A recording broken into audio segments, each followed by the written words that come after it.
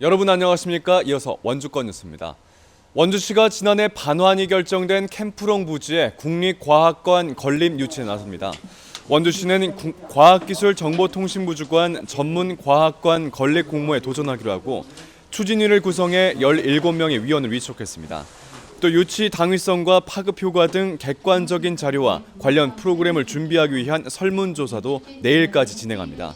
국립전문과학관은 전국 지자체 가운데 한 곳만 선정되며 2023년까지 350억 원을 투입해 건립될 예정입니다. 임대보증금을 돌려받지 못한 청솔 아파트 세입자들이 조속한 수사를 촉구하며 검찰청 앞에서 릴레이 1인 시위에 들어갔습니다. 세입자들이 임대업자를 고발한 지 벌써 반년이 지났는데 수사가 너무 더디다는 겁니다. 보도에 김진아 기자입니다. 청솔 아파트 세입자들이 원주 검찰청 앞에서 조속한 수사를 촉구하는 릴레이 1인 시위를 시작했습니다. 그간 수백억 원의 시세 차익을 보고도 돌려줄 자금이 없다는 임대업자를 배임, 횡령 등의 혐의로 고발한 지 7개월이 지나도록 검찰 수사가 지지부진한 데 따른 겁니다. 이 수사가 늦어짐에 따라서 저희 입주민들의 피해 금액이 점점점 불어나고 있습니다. 그래서 검찰 측에 수사 촉구를 강력하게 요구하는 바입니다. 보증금을 돌려받지 못한 세대는 현재 세입자들이 파악한 것만 130여 세대로 피해액은 100억 원에 달합니다.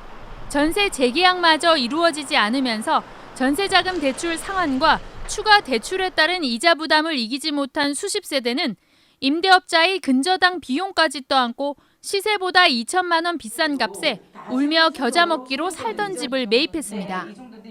세입자들은 최근 지분이 얽혀있는 계열사에 매각했던 월세와 빈세대를 미수금인 41억 원만큼 다시 매입한 거래가 포착됐고 실거래가도 8천만 원 안팎인 시세와 맞지 않게 3, 4천만 원 비싼 1억 2천만 원으로 신고해 자금 흐름이 의심스럽다고 주장합니다. 매매를 하기 수월하게끔 취한 조치라고 생각을 하고요. 그 사회행위 취소 소송에 관한 그 범죄를 면피하기 위한 행위가 아닌가라고 생각합니다. 세입자들은 수사가 늦어지면 임대업체가 자금을 빼돌릴 시간만 벌어주는 결과로 이어지지 않을까 우려하고 있습니다. 코로나19와 총선 때문에 수사가 늦어졌다는 검찰. 서민들의 추가 피해를 막을 수 있도록 이제라도 수사에 속도를 낼 필요가 있어 보입니다. MBC 뉴스 김진아입니다. 임신, 출산, 육아 등으로 경력이 단절된 도내 여성 4천 명에게 최대 250만 원의 구직활동비가 지원됩니다. 강원도는 경력 단절 여성 구직활동 지원사업 참여자를 오는 27일부터 다음 달 15일까지 강원 일자리 정보망을 통해 모집합니다. 선정된 4천 명에겐 1인당 월 50만 원씩 5개월 동안 최대 250만 원을 지원하고 지원 기간 중에 취업하면 3개월 근속 이후 취업 성공금 50만 원도 지급합니다. 또 코로나19 강원도형 생활안정지원금 40만 원도 지원받을 수 있게 됩니다. 뉴스를 마칩니다. 고맙습니다.